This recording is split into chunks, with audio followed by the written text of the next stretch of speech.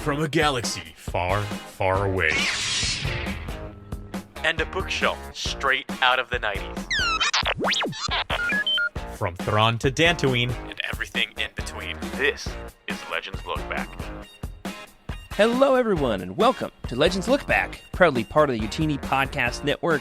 This is a Star Wars books podcast for people who like to pull out their iPods from time to time just to spin that click wheel to feel something. Where we celebrate the Star Wars EU and expand your universe one episode at a time. I'm your host, Jared Mays, and I'm joined tonight by the one and only legendary co-host who could join me for this episode. Though the fans are clamoring for more. But it's just two of us tonight. The Malak to my Revan, if you will, or the Revan to my Malak, minus the murder. Freddy C! Hey, what's going on? This is a throwback episode, if you will. This feels just you and me. It's very 5 years ago. Having technical issues. Yeah. Hopefully the fans don't hear any of that, but it is a throwback to, we are working on some fun behind the scenes projects concerning like the history of Utini podcasting. Freddie, did you know that we are like just at several episodes away from 1,000 episodes of podcasts across the entire Utini podcast network? That is Isn't insane. That crazy? That is insane. You've been there since the ground floor. Yeah, since the beginning, since the very, very beginning. And to think, we've thousands of episodes, and we're at 166. That's a lot. 8,000 episodes. A singular thousand. A singular thousand. Soon to be thousands, probably. We'll see. With what's the quote from Attack of the Clones? With 200 billion more well on the way. Oh, yeah. I don't know. That can't be right. Classic. 200 billion is a lot. 200 billion is quite a lot. Yeah. But I mean, to spread them amongst all of those planets, I don't know. I mean, they're getting mowed down by the battle droids. Yeah. Anyway, that's for another episode. We're going to do something a little different tonight. We've only done this, Freddie, on a couple of occasions, and I'd like to see if we can do more with this. We'll see how it feels for us and how it comes across to the fans as well. So give us your input, your feedback. We've done a couple of character-centric episodes. I'm thinking the Lando episode back in the day. We did a Boba Fett episode. Can you think of any others? That's right. I don't know if we have, but we've done a lot of episodes on, like lightsabers and stuff, singular subjects, but not. I don't think we've really done deep dives as often. On the characters. Yeah, so we're going to give this a try. Yeah. There's not as much credible information on the internet about Revan. That's who is the topic of our conversation tonight. There's really not much besides some YouTube videos here and there, which are not always the most reliable sources of information. You can definitely trust a podcast a whole lot more than a YouTube video. Plus, you've got, the Wook article. But we're going to try to take our crack at it tonight because, after all, man, I don't know if you know this, I've got a Revan shrine in my house. Currently looking at it. You got the helmet, the Sideshow collectible, a couple of Funko Pops, Black Series. I love this character. What about you? Revan is one of those characters that you had to read about because, especially during Legends, he's an S tier, right? I think we've ranked Revan in the S tier range before. He looms large. He's large. He's definitely in charge. A large following. I wouldn't say a lot of haters either. Generally well liked, in my opinion. If there are haters, I don't know what you're doing in Star Wars, but I think the haters they're like the kind of people who are too cool for school. The ones who love to hate things. Of course. Yeah. Like the kind of people who say that they don't like Return of the Jedi. I mean, I think that they're the same. It's one and one. The spheres overlap there.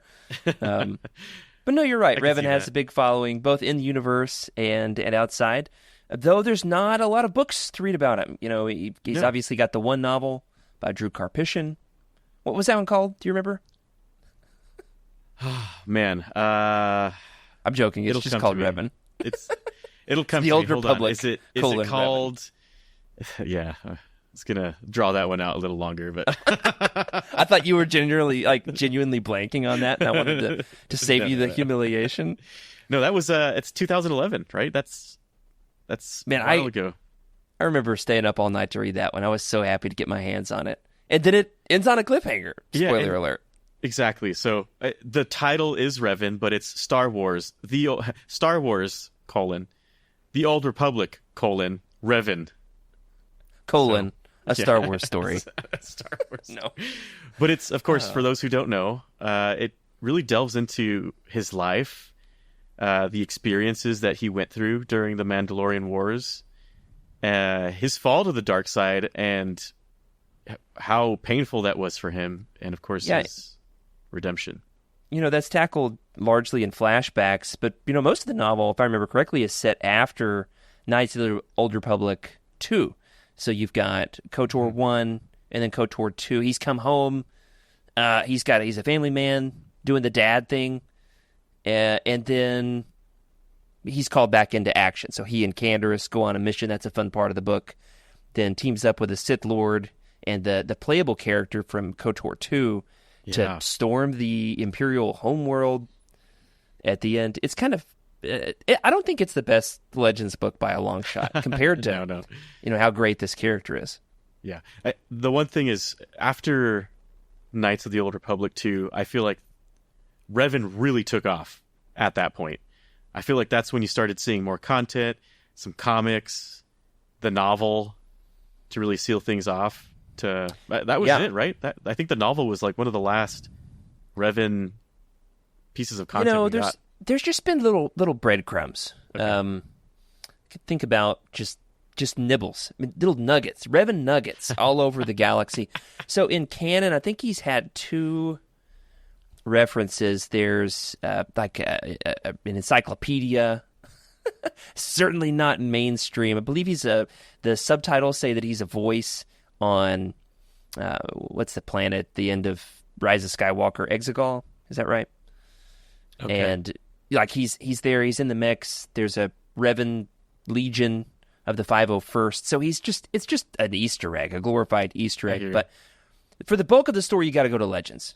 And the starting place for that is, of course, 2003's Game of the Year, Knights of the Old Republic. Revan is the Jedi-turned-Sith, turned Jedi again, turned who knows what exactly, because his story is really quite murky. Character who originated first and foremost as a concept, as far as I've been able to research, by John Gallagher, visual design by Mike Spalding, and then the story originated, of course, with the great, legendary Drew Karpyshyn. But Freddy, I do wonder, in your opinion, what is it that makes Darth Revan such a compelling and enduring character in Star Wars lore? I think you're right. S tier in many, many Star Wars fans' minds as among the top 10 coolest or most memorable Star Wars character, but why? Well, I think it all comes down to how intense his character, especially his development, is. He is I would say he's alongside Obi-Wan and Anakin in terms of his lightsaber skills. His Force skills also are very high tier. Like, he doesn't have a weakness, it seems. Well, his weakness is calf hounds. Running around Dantooine, those I was always getting murdered by those dang calf hounds. That's right. One thing to point out is that when you play KOTOR, you will find people on Reddit and other forums who are like, how do I build the most Revan character? And you really can't, because he's just so overpowered. And I think that in itself, the fact that he wielded the dark and the light, it somehow, his war nature too, I think all of it just leads to this really strong, I'm going to say it, Jared. No, don't do it, Freddy. They're going to come after us. I can feel the pitchforks are rising, my friend. They are rising. The fire, the flames are getting hotter. But he straddles the line of dark and light, making him We're going to have to censor this. Top tier gray Jedi. I think you're right. Obviously, it's open to interpretation. Now, Revan might just be the most retconned character of all time. True. Move over, Ahsoka. Revan might be the most retconned character of all time. Of course, first and foremost, in the video game, Revan can be anything you want them to be. Male, female, something in between, black, white. I mean, there's there's a tremendous spectrum. I say tremendous for 2003. You get what, 25, 30 options on character customization. Permutations are still pretty high. It's still humanoid. If you don't choose the one that looks like Keanu Reeves, what are you even doing? Okay. There's only one acceptable option, in my opinion. The real ones will know. Shout out to Ronid Jast. That was my original Revan name. Oh, wow. Because you get to press the button to randomize your character name at the beginning. Uh-huh. Stuck with That's that so one cool. every playthrough. But I think you're right. The duality is certainly something that fans are drawn to. You can project whatever you want upon the character, whether it's dark or light, or, as you said, something in between. Was that your first intro to Revan, or what was what makes Revan important to you as the person who has a shrine of Revan? Man, how much time do we have? That's our podcast. We can go as long as we want. Yes, my introduction to Revan was the video game. I went in unspoiled. I knew nothing about it. I saw the game. This was like, I didn't have Star Wars friends. Are you kidding me? I didn't know Freddy C. We were living, different lives at this time. I saw the case sitting in like a GameStop or Walmart, and I was captivated by the cover. Absolutely captivated. Saved some lawn mowing money. Bought it for the original Xbox. And then I believe that summer I had a bad injury, a bicycling accident. I'm very accident prone, Freddie. We've talked about my many injuries on the show. Concussions. Yeah, and I was laid up in bed for 2 or 3 weeks, recovering from this, doing nothing but play KOTOR. This got like the last little chunk of my summer right before school started, and I went in unspoiled. Obviously, this has a gigantic plot twist regarding Revan's character. If you've not played Knights of the Old Republic, highly suggest that you do so. Stop this episode right now, play it, come back to it. It's worth it. We're going to spoil it here in 5, 4, 3. Revan is the player character, but you don't know this until, 2/3 of the way into the game? Yes, roughly. And towards the end, yeah, latter half. Man, in my opinion, this is up there with Luke, I am your father, as, or is it No, I am your father? From Empire. Yeah. Quite possibly the second greatest plot twist in Star Wars history. What do you think? Does it hold up? Yeah, it unexpected. Again, it's during an era where I was not really terminally online, so it's not like I would find it. Right there alongside, Jason Bourne waking up without his memory kind of deal. Exactly, very Jason Bourne. And it's not like the game guides for this would spoil something that big. No, it was genuinely surprising. I remember just going, my parents running in the room like, what happened? Are you okay? And I was like, get out!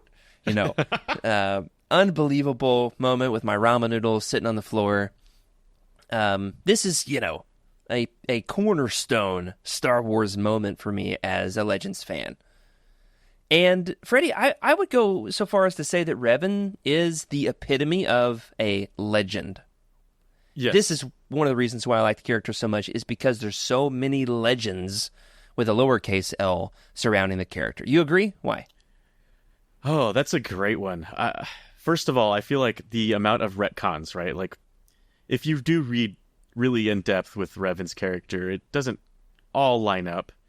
And it eventually, there is like kind of an established canonical story of the character, but it's not necessarily the story that you choose as the video game player. Definitely not. So the way I have always felt Revan's character is in Legends is almost mythological in a way, where it's a telling of a telling of a telling of thousands of years of tellings, all of these stories, different paths, and the answer is like, really, which Revan am I referencing in my head when I think about Revan in this moment? Right. It's always like that, and well, like Revan could be male or female, and True. then eventually the established storyline, we go with what's in the book. He's male. He's married to Bastila. His mask, right? Even how he got his mask. Oh man, that's a great story. Yeah, that's a legend in itself. Reaching down after his slaughtering of some Mandalorians and just throws the mask on, and Well, and it was redemptive because the Mandalorians had massacred, was it the Cathar, like the cat people? Yeah. And he was so angered by this like divine righteousness, this justice, that then he takes up the cause of the Cathar. Because the Jedi Council, they were like, well, we'll just sit back and wait and see. We're not going to get involved in this war between the Mandalorian. We're not going to insert ourselves. And he's like, we're not going to sit idly by. Mm-hmm. Something must be done. So Revan, he takes a stand when the Jedi are twiddling their thumbs. And he's admirable in that way. He's anti-establishment. That's why we like Revan. He is. And of course, he gets jaded through the process. Similar to Anakin. War will do that to you. Yeah, very much so, yeah. So, the story on why I personally like Revan, and we can get more into the mask, and we can get more into, his moral complexity and the light and dark of the character. The last thing I'll say about why I love Revan is the redemption arc. And that's my canonical, in my legend that I've chosen to accept about Revan. It's that, he's done dirty. Okay, he's a Jedi, falls to the dark side because it's a slippery slope. He took up a good cause, a little bit of moral ambiguity. A lot of violence. In that path to war, right, which tainted him. There's a retcon that then he and Malak go to the unknown regions. They're corrupted by the Sith Emperor. That was not in the original game. I don't know that I necessarily jive with that. But then their ship is, raided by a Jedi strike team led by Bastila, his future wife, as one does. Oh, yeah. He's wounded, injured in this combat. Malak turns against him. Malak stays dark side, escapes. Revan then is brainwashed by these, the moral high horse Jedi. He then starts fighting for their cause, and eventually when he learns the truth, he faces a turning point. Is he going to turn light or dark? Yeah. And for me, the established canon of it all is that he does stay true to the light. He chooses to, honor his team, like his squad. Jolie and the little droid T3M4. You got Zalbar and Mission. He's got his little squad, and for him, it's not so much about the Jedi Council as much as it's his friends, and also kicking Malak's butt. True. Ugh. Yes. That's great, right? The Jedi. The part that always got me was the Jedi tried to erase his memories to basically turn him away from becoming a Sith again. Like that was their ultimatum. If we erase your memory, if you let us erase your memory, we will let you back into the Jedi Order. And even then, it just didn't work. I don't think they gave him a choice. I think they just did it to him, like a gamble. That was probably the case, yeah. I was being a little too kind with the subject. It's giving the ick, as the kids say. Yeah. And if I recall, his memories just continue to come back, pounding into his head. The Force is not letting the Jedi win on this one. He needs to remember his cause, his reason, what he went through. Lessons learned, right? Like that's kind of the picture I have of Revan is like he was a good person, went a little too far, like some folks do, understood the boundaries, did a lot of bad things there though, had to really went through the learning cycle. Yeah, and the whole Malachor 5 story, the way that they basically destroy that whole planet. Oh yeah. With the mass shadow generator. I mean, that one's gut-wrenching. It really is. That one's told more in KOTOR 2. Yeah. But it's a great story, for sure. But yeah, I'm tracking with you. Anyways, great. I don't want to go too far into a story. That's for a book. That's for later on. Yeah. And it's still, for me, it is a classic Star Wars redemption arc. Yes. And he chooses, in the established narrative, he chooses the high ground, if you will, to... Even though they did him dirty, he's going to do the right thing regardless. And I think that's a beautiful thing. He also turns Bastila back to the light after she's corrupted by Malak. And I think that's a great little story, narrative redemption arc within itself as well. Although at Celebration, canonically, we discovered that Malak has stolen Revan's girl once and for all. So we caught ourselves there in line to meet the Boba Fett with some cosplayers. Oh, man. But some good redemption arcs. That's one of the reasons why I love Star Wars is the redemption arcs. And Revan, for me, is the epitome of that. George Lucas approved, right? Like it crossed his desk. He wanted to put him in Clone Wars, but didn't really. I heard work that out. he nixed him from Clone Wars. I heard that other people would have put him in Clone Wars, Yeah. and he was like, "Get this loser out of here." He's a good guy now. So Freddie and I have our own differences of the legend of Revan in Clone Wars. There So, you go. yeah, but he really is that legendary character of is he this or is he that? There's this moral ambiguity in your mind, Freddie. In your established legend of Revan, was he ever truly evil, or was he pragmatic in his approach to leadership? I think he really does challenge the traditional Star Wars notions of good versus evil. We've got these very black and white categories, and his story is not the same as Anakin's, though it's still one of light and dark and good and evil and redemption, but it takes some different twists and turns. Is he ever evil in your mind? Truly? I feel like he definitely got waist deep in the evil pool, but wasn't like Malik, who was all in, if that makes sense. Like, he's... How do I put this? This is a tough one, because I feel like he definitely did some evil things, but I think he was a very practical, evil person, if that makes sense. Like, not overly cruel, I guess. I mean, he's trying to enact justice against oppressors. That's a big part of it, right? It's like a lesser of two evils. I feel like he is the lesser of two evils. He's not trying to... Malik, on the other hand, bombards planets from orbital bombardment, which is not the way that Revan fought. He's a boots on the ground, leading his soldiers into war. Yeah. Whereas Malik, like a proto Star Destroyer, is bombing terrorists, right? Orbital bombardment. Malik is kidnapping women. Okay, that's icky. Oh, that's right. Revan doesn't do that. Malik is doing some evil cloning technology. That's a no-no. He doesn't care. He's all bad. Bioethics are out the window. Also, Malik is wearing his mask wrong. Okay, he's wearing his mask below the nose, which we all learned back in 2020. The mask goes, above the nostrils, my friend. Not for Malik. No. Once the pandemic hit, I've never been able to look at Malik the same way. That nose is just hanging out there. I have to agree. Sometimes I'm like, hold on. Full mask? No, Malik. Don't be a Malik. Malchus. He's the Sith Lord. Be a Malgus. Over the mask. At this point, who cares? Yeah. Wear your mask or don't, honestly. We don't care. But Malik, he doesn't start off that way. You remember the Knights of the Old Republic comics by John Jackson Miller, friend of the show, no big deal. He has Alec as a recurring character who we learned, this Jedi, he's got a full jaw until he loses it. Yeah. And so, their story intersects a little bit with that comic. Revan there only appears as an enigmatic character from time to time. I believe issue 9 is his first appearance. Yeah. In that comic. And before that, his followers, I suppose you could call him, what would we call him, Jared? We had a conversation about this. Defectors. Much easier to read. Not as easy to say. Oh, the Revanchists. Or Revankist if you're on that side of the fence.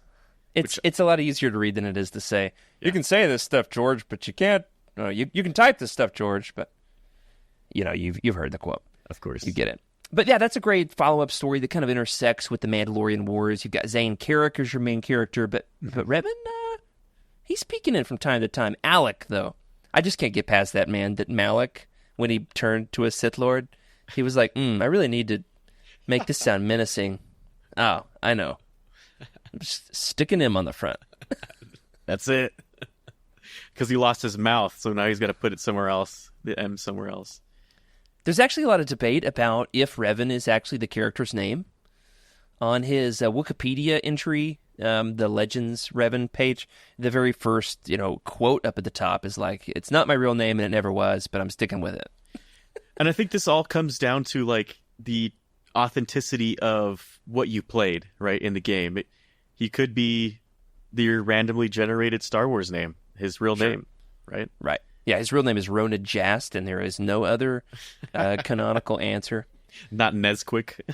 But then we learn Was that yours? Yeah. We learned that, of course, Malik's real name was Alec, but then their stories, their paths link up. They're working together as, as brothers in arms. And this is, for me, what really sets Malik apart as evil versus Revan, is that Malik turns on his buddy. Bros before hoes, man. He turns on his buddy. I mean, that's what Sith do. You should have seen it coming. That's when I knew we lost Malik. There's no redeeming Malik at that point. And then he steals this girl. Not just at Celebration. Well, I'm talking about in the game. In the game, Malik, converts Bastila, takes her away to the Star Forge. I love that little meta content that not too many people know about. We've talked about it enough. We'll have to link the picture in the show notes. We actually have to disambiguate real Star Wars from our own personal life stories at this point. But, for me, that's the difference in the good versus evil. I really do, accept the narrative that he was trying to do the right thing, but he went too far, did not do it the right ways. Though, I think it really does illustrate the fact that the Jedi themselves were not perfect. The Jedi Civil War, is this galaxy-spanning conflict with immense casualties, but the Republic weren't getting involved. Yeah. And so, there's a lot in that, in the games about the failure of the Jedi Order. They're sitting on their laurels, they're putting policy before people. Yeah. And they're saying, well, our policy is non-involvement, we're not warriors. And Revan says, well, then we fail the galaxy. If we don't rise up, who's gonna save the Cathar? Yep. And that goes to the concept of, what do you do with unbridled evil? You can't just take the high road for unbridled evil at times. You gotta take the gloves off and sometimes do a little beating. With that, it kind of brings me back to the war and what happened during that war. But also, Revan, a lot of folks, at least, believe that Revan isn't Revan without his mask. Oh, and I think the mask is iconic. I think that mask is more than just iconic. But before that, I feel like, Jared, what is the mask to you? What is that symbolism? That's a good question. For me, it's like my own personal Boba Fett. People have this love for the mythos of Boba Fett. There's the mysteriousness of the character, the mystery of Boba Fett. He's enigmatic and menacing. The Revan mask is that for me. In the game, you don't know who is behind that mask. He looms large as someone you're hearing a lot about. You see him dueling with Malik. You see him dueling with Bastila. But you don't know who Revan is until, you realize that it was you the whole time. Your face was under the mask. Man, it's an Empire Strikes Back moment where Luke is down there, in the Forest Cave on Dagobah, and it was his face under the Vader helmet the whole time. Yeah. And you feel like an existential crisis when I look at the mask. I think about like this huge light dark war of existentialism that really is mind bending. For me, it's very symbolic for why I love Star Wars. That's such a great way to put it. I feel like the mask, to me, is when his identity went from whoever he was. What is his name? Frodo Jast? What did you... Ronid Jast. There will be a quiz at the end of this episode, listeners. Thank you very much. So it's when he was radicalized. Yes, that was the moment that he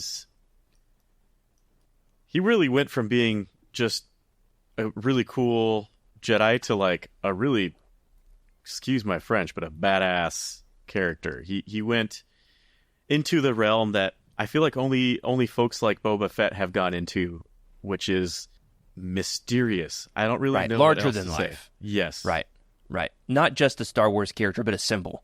Exactly. Like Darth Vader was before we knew too much about him. yeah, exactly.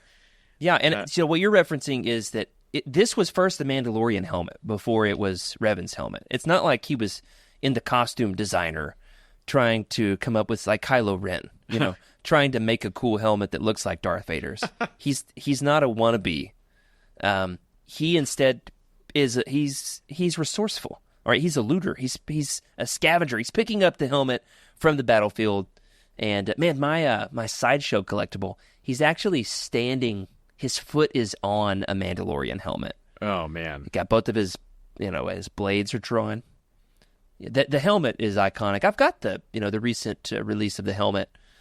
Not great visibility. It would help to have the Force.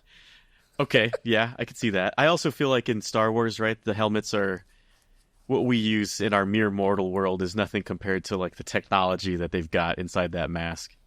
Oh, you think he's got like the Boba Fett HUD in there? I mean, I'm just imagining you put it on and it's more of like now you've got your vision is extended almost maybe like 180 degrees. You can see a little further behind you. You can adjust your vision by squinting, look further. You can like scroll binoculars. Facebook.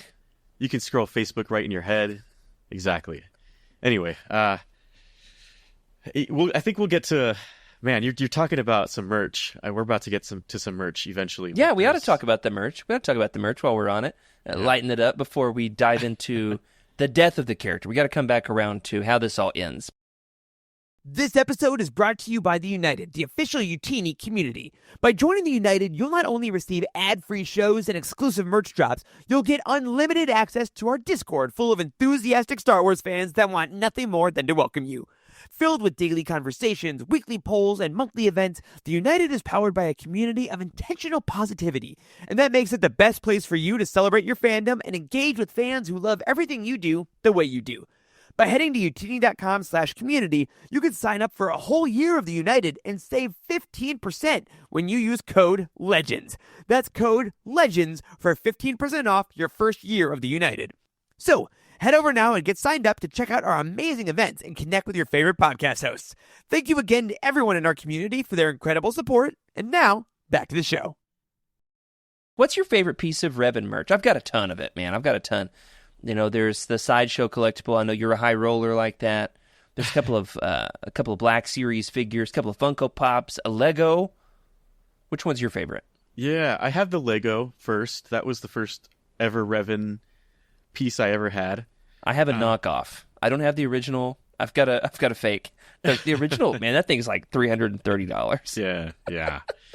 And then, of course, my most favorite, which is about the same price of that original, the Sideshow collectible has to be probably, if not one of the most desirable Sideshow collectibles there is, right alongside the Mythos Obi-Wan. This one is still fairly recent at the time of recording, like within the last year, right? Absolutely. It's really new. Came out just maybe Q4 2024, so right at the latter half of the year, I would say. Mine Pretty is not recent. Sideshow. Mine is, what is it, Gentle Giant? What's the other brand? There's Gentle Giant, there's Hot Toys. Yeah, this one, I love the one that I have. He's standing on the Mandalorian helmet. I bought it from GameStop. It was like nice. $80 compared to the Sideshow, which I think is a little pricier than that. Yeah, it's definitely like, man, I can't I'm thinking recall. $270, could be Something. $180. It's expensive, Yeah, it is. but it's beautiful. It's nice. Also, like the Lightsabers. costume, the helmet. Oh, sure. There's a Black Series lightsaber. I've been talking to Eric about buying his off of him for 5 years. I've not pulled the trigger on the expensive lightsaber, We're gonna but have to pull a it's heist. purple. So my issue with the lightsaber. All right, in the game you get to make your own lightsaber. Since then, his lightsaber has been a little bit more canonized. So it's been more established. It's silver with some black. It's got these 3 prongs that come up at the top and the purple blade. He also is often depicted as dual-wielding a purple and a red. People have, they've elaborated on their theories concerning his lightsabers. There's some symbolism there.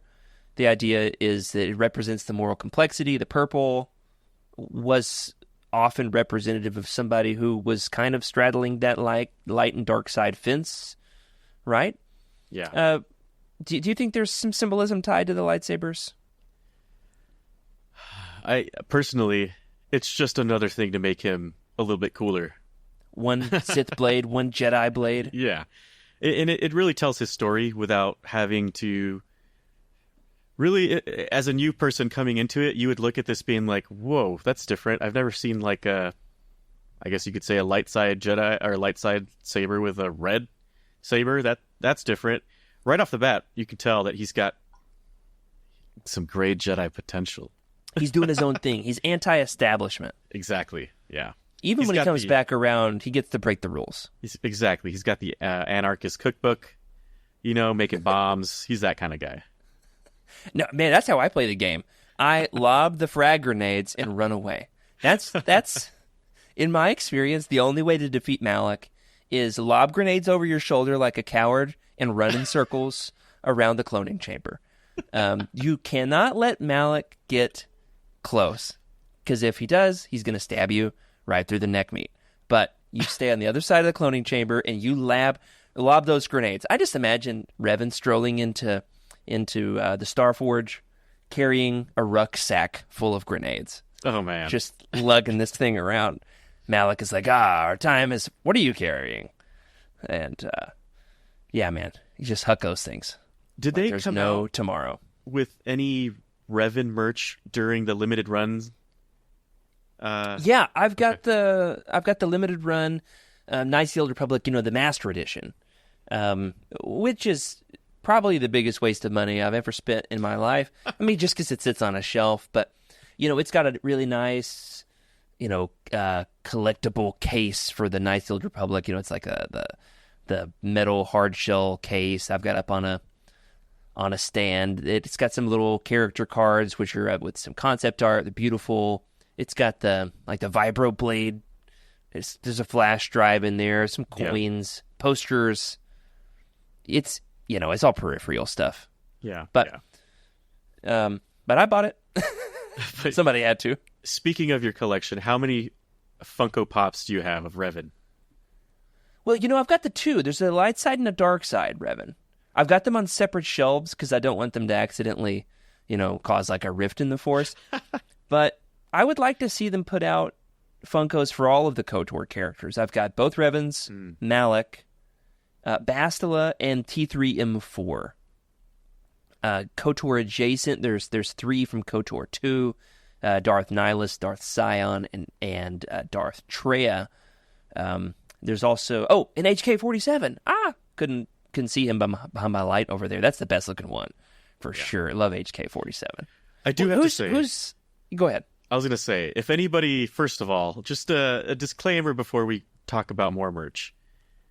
If you're looking for previous Revan merch, you should probably, anytime you see a merch drop of a Revan, just pick it up then, because after that... Yeah, it's a good investment, man. This stuff ends up, skyrocketing in price. Did you end up buying that KOTOR shirt that we saw at Celebration a couple years ago? Man, that one was cool. I regret not buying that. I bought the Shadows of the Empire shirt instead. Oh, that's right. So yeah, I ended up buying that shirt, Jared, and it turned out to be a ladies' shirt. So now...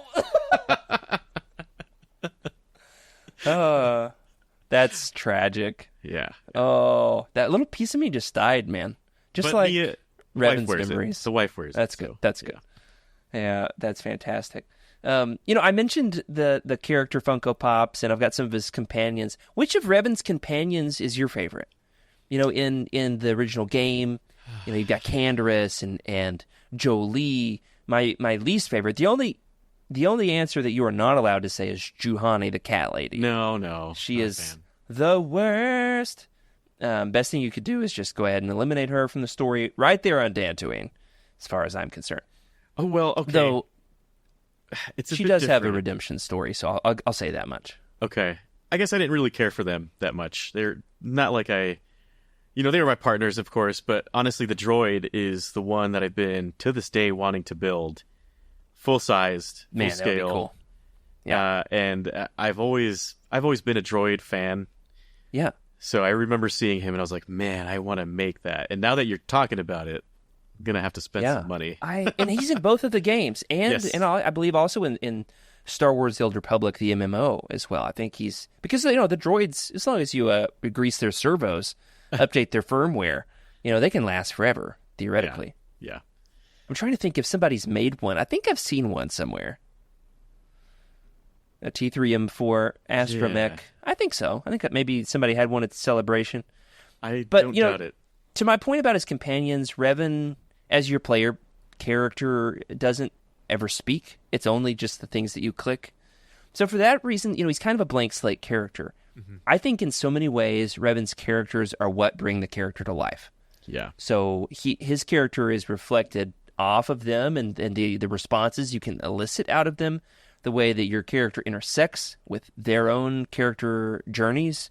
You know, Canderous, who's put out and kind of divorced from the Mandalorian people, and you help him reestablish himself as a leader among his people. HK-47, who is masterless, and you give him some purpose and some meat bags to shoot. Meat bags, of course. Well, HK-47 is just how they brought that to life, right? The voice actor just read it as it was on the paper, crushed it, exactly, just nailed it.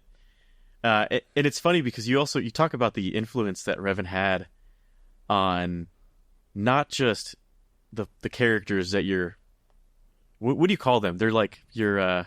The companions. Companions, exactly, yeah. Your squad, the Squirtle squad, if you will. Familiars. So your crew. The crew of the Ebon Hawk. He had a lot of influence on Sith culture, in my opinion. Oh, for sure. Yeah. Maybe not as much as Bane. I feel like Bane really wrote the book, but Revan had a lot of influence. Okay, Revan walked so that Bane could run. Okay. There would be no Bane without Revan. Yes. In fact, I think it's because Drew Karpyshyn, Revan's creator, is the author of the Darth Bane books, that he basically just makes Bane a Darth Revan fanboy. But only one Revan. That's the funny part. What do you mean? Only one side of Revan. Like, it wasn't... Bane didn't study his whole life. He doesn't know the whole story, right? The legend, he finds the holocron, right? If I'm not mistaken, it's been a long time since I've read Darth Bane, A Path to Destruction. Bane is training at the Sith Academy on Korriban. He sneaks into the secret archives after dark and finds Revan's holocron, stays up late with the forbidden texts, and basically learns that the Sith that he's hanging out with have betrayed the ideals of the Order. And Revan wants to, kind of bring back the good old days. He's walking around in a red hat that says "Make the Sith scary again," right? It's under the helmet. Yeah. No, it's Bane that wears the hat under the cloak. So, he's a big Revan fanboy. But in what other ways do you think does Revan influence the dark side overall, other than his influence on Bane?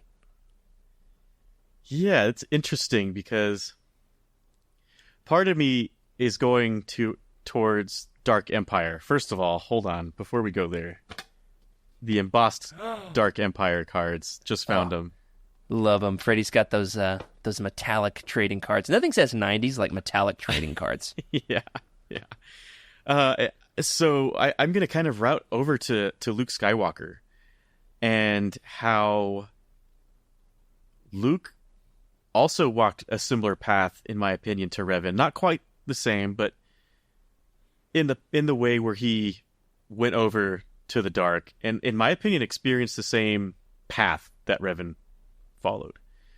So it's not really spoken loud, and not a lot of folks talk about it. But in my opinion, it's been one of the every time I read that story of Dark Empire, I think Revan almost instantly.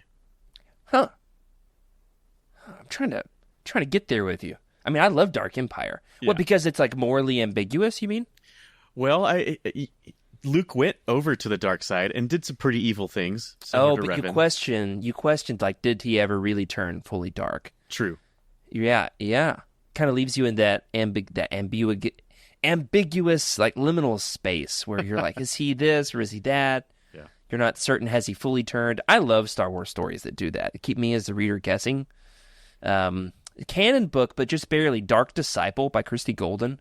Okay. Legends author. She really makes like the Quinlan Voss story, and that kind of walks that fine line where you as the reader are just wondering, has he gone all the way? It's hard to tell. And I enjoyed that. I think that Revan's legacy has influenced even some like more recent Star Wars stories. I think about Ahsoka who doesn't follow the Jedi path to the T. She walks away from the Order because the Order failed her. Mm-hmm. Much like Revan did. But then the galaxy moves on. She's still there, still fighting the good fight, influencing other characters in the future, which leads us, of course, to Revan's end. Okay, his story progresses from Knights of the Old Republic. You get some more glimpses into what he was up to in KOTOR 2, though the game primarily focuses on the General Mitra Surik, his right-hand man or woman, depending on your point of view, of course. Eventually to Star Wars The Old Republic. It's not until an expansion to Star Wars The Old Republic, the MMO, the Revan comes back around. That's called Shadows of Revan. Are you familiar with Shadows of Revan, Freddy? Lightly. Yeah, lightly. It's not been a long not time. so you didn't take the dark side route, just the light side route? I always usually just took light side. It just seems to be the nature. All right, I played through Star Wars The Old Republic a few years ago and finished the main story as Jedi Knight. I got into Shadow of Revan and had to return my work computer and moved away. So I've done some more research since. Here's my understanding of what happened. All right. At the end of the book, right, the Star Wars The Old Republic, Revan, by Drew Karpyshyn, he is imprisoned by the Sith Emperor Vitiate and is like slowly draining the Emperor's powers for hundreds of years, somehow prolonged In a life. stasis. Yeah, Yes. Yeah. I recall artificially by the dark side of the Force, and you're now left wondering what's going to happen, and you've got to play the game. Not only do you have to play the game, you've got to wait for the expansion after the game. that. That's right. Yeah. And it's not even the first expansion. You got to play through the first expansion first. Oh, man. So we get around to it. Here's the gist as best as I understand it. Now, among many Revan fans, this is non-canonical even in Legends. They would consider this character assassination. I don't know. I think it's kind of cool. The Emperor has used those hundreds of years of experimenting and torturing Revan to split his personality between the dark and light sides, and has accidentally, perhaps, created two Revans. There's now a dark side Revan and a light side Revan. Are you with me? Yeah. Yep. Now there are two of them, if you will. However, it backfires on the Emperor. Can you imagine why?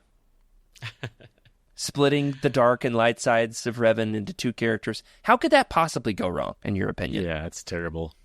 Should have just kept him in stasis. Just left him there like that old spaghetti in the fridge. Yeah. Well, so the dark side Revan betrays the Emperor. That's the problem with this plan. He thought the dark side Revan would help him be evil together. Revan has been burned once. He's not going to be burned twice. He's been down that Malak rabbit hole once. He's not going down that path again. So he betrays the Emperor. He builds up an order of followers, the Order of Revan, to kill the Emperor, to rise up against. Then he's trying to, the evil Revan, do some evil stuff. Your playable character then has to kill Revan. But you don't really kill Revan. You defeat him in combat and help the dark and light side Revans' souls to merge once again and become one with the Force. So, kind of has a beautiful ending, don't you think? In a way, yeah, I could see that. So, it's interesting. It's debatable. It's a lot. Splitting the Revans, that whole thing is... I liked when he was in stasis and you were just left thinking, like, what's going to happen? This is An crazy. ambiguous Just be left ending. in stasis. Right. Yeah, exactly. Like, like, pretty sure months after that book, I was still thinking about it. Just like, man, what do you do in eternity? Well, you split your personality. That's what you do. And you start plotting your revenge, as one does. There you go. But seems to be a happily ever after in all of it. Though, I suppose you can accept whatever ending is preferable to you. Well, Freddy, before we wrap it up, we've talked a lot about Revan, where he came from, how you can celebrate his merch, the moral ambiguity. There's one last important question, and that is about the one and only Keanu Reeves. Oh, yeah. You might be the biggest proponent of Keanu Reeves as Revan out of anybody that I know. Why would Keanu Reeves, in your opinion, make a great live-action Revan? 100% Keanu Reeves. Keanu Reeves, I think of somebody like John Wick, ultra masterful at his skill. I think of somebody like Neo, who is the chosen one in a way. Before Luke was even born, before Luke was even a concept, Revan was the chosen one. To With the heart of gold. with a heart of gold to balance the light and the dark, to become the peak Grey Jedi. We'll say that in a whisper for those who want to turn that part down. So, in my opinion, it's got to be somebody who, in real life, also has those traits, and I feel like it's got to be Keanu Reeves. Keanu right? Reeves is just the embodiment of what's good in the world. That's He's a person. good dude. Yeah. He rides motorcycles for fun. Doesn't have to. Just does it. That is Revan's mentality. You know, Revan's not going in with a giant Suburban to go fight he's the riding around on Mandalorian. the swoop bike under the underlevels of Terrace. Exactly. So anyway, I think Keanu Reeves, without a doubt, is Yeah, he looks the part too. He's the right age, you know. the hair he's got suit, the hair look. length. I mean, he looks just like one of the many playable characters in Knights of the Old Republic, so there's a boon there. My Revan had long hair. All right, so Yeah, there it is. You heard it here first, folks. Now, here's the problem with this, Freddy, is somebody made a character poster years ago. It circulated the internet. You know, like you see stuff on Facebook and you're like, oh, guess it's true. oh yeah. I mean, not you, but like boomers do that. Shout out to all of our boomer listeners. Apologies for the backhanded insult there. I will say it happens to the best of us. Who among us has not been deceived by something we saw on the internet? There's a conspiracy floating around that there's a one day going to be a Keanu Reeves Revan movie. I would love to see it. I think he's got the star power to carry. It's like to headline a film. I really do. I do wonder, Freddie, if it's possible to capture the tremendous complexity of Revan's story in a single, 2-3 hour film. We're talking acting range here too now, and Keanu Reeves is he's got a very straightforward acting range, but that might be what you need for something like this. Well, I mean, Bill and Ted's. True, he does have. It's been a while. It's been a while. It's been a while, but anyway, I still vote for Keanu Reeves 100%. If it happens, I'm gonna somehow find myself on the red carpet, shaking his hand, saying, "I knew you could do it." I'll be there right by your side. Yeah, for sure, with a mustache. Just like we met Mark Thompson. Hey, what do you think the chances are that this will ever happen? Will we ever have a KOTOR movie? Will we ever get a KOTOR video game remake? There was one that really, was announced large and in charge just a few years ago, and it seems as if that project is dead in the water. Will we ever see either of these things, man, if you were a betting man? I feel like the answer is yes, but I feel like the timeline is not within the next 10 years, if that makes any sense. I think they've left room for it to happen. So if it happened in 10 years, I would say, okay, there you go. They left room for it. The stories they're telling now are at a different time period. So, gosh, maybe I wouldn't be shocked if it happened sooner. We'll see. Hey, you know what they have to do in order to make this work? They need to make 2 movies, a dark side Revan movie and a light side Revan movie. And then the two need to fight each other. Oh, that would be cool. No, I was going to say, didn't they merge into one and become one with the Force? But, well, we will sit around and wait on that. I'll say this much, listeners. If there ever is an announcement of any KOTOR remake or of a Revan movie, you will hear about it first here on Legends Look Back. But first, if you are looking to get into Revan, you've listened to an hour of this episode, you really don't know anything beyond what we've talked about, you want to develop a close personal bond with the character, where would you recommend that listeners start? With the Galaxy of Heroes? He's in the mobile game. Start off in the mobile game. No, I would say if you want it to be canonical, you got to start with the video game. You got to start with KOTOR and play them. And you could play them anywhere, right, Jared? There's multiple systems out that you can play at this point. Yeah, I mean, my brother just played KOTOR by himself, and he played with me as a kid, but he just recently experienced the story for the first time a couple of years ago through the Microsoft Store. Got it on his Xbox One, I guess. It's probably out there for all the Xbox systems. Yeah. Go down to Game Exchange and pick up an OG Xbox if you're a real one. You can do what some of us did back in the day and play on PC. That's available. You look like a PC gamer. And if you're none of those and you're just loving Candy Crush, well, guess what? When you're tired of Candy Crush, go to iPad. They've got it. Man, there. I've played this thing so many times on the iPad. It's so convenient to just knock out a couple hours of KOTOR on a casual Tuesday evening. Though my preferred method these days has been on the Nintendo Switch. Oh, yeah. So it's a great handheld console. Hook it up to the TV if you want to go large and in charge on the big screen. Play it in bed. Play it on the airplane. Submarines, probably. I don't know. I've never been on one. You can play this thing just about anywhere. So check those out. Beyond that, then Comics. you can check out the... Oh, yeah, Knights of the Old Republic by John Jackson Miller. Great series. We did an interview with him about those as well. So listen to that when you're done. Make sure to tag him in a post if you read it and like it. It's a great story. Fantastic story. Absolutely. And then, of course, would want to recommend Drew Karpyshyn's book, Star Wars, Knights of the Old Republic. No, dang it. What's it called, Frank? Let's see. It's Star Wars, Knights of the Old Republic. No. Revan, Star Wars, right? The Old Republic. The Old Republic, Revan. Well, that's enough colons for us tonight. That will do it for this week's episode of Legends Look Back. If you're looking for other podcasts to expand your fandom, be sure to check out the rest of our lineup in the Utini Network, including The Cosmic Force, the Star Wars Archives, the Utini Show, the Utini Canon Book Club, and our sister show where we talk about 90s nostalgia till we're atomic purple in the face, Retro Roundhouse. Absolutely.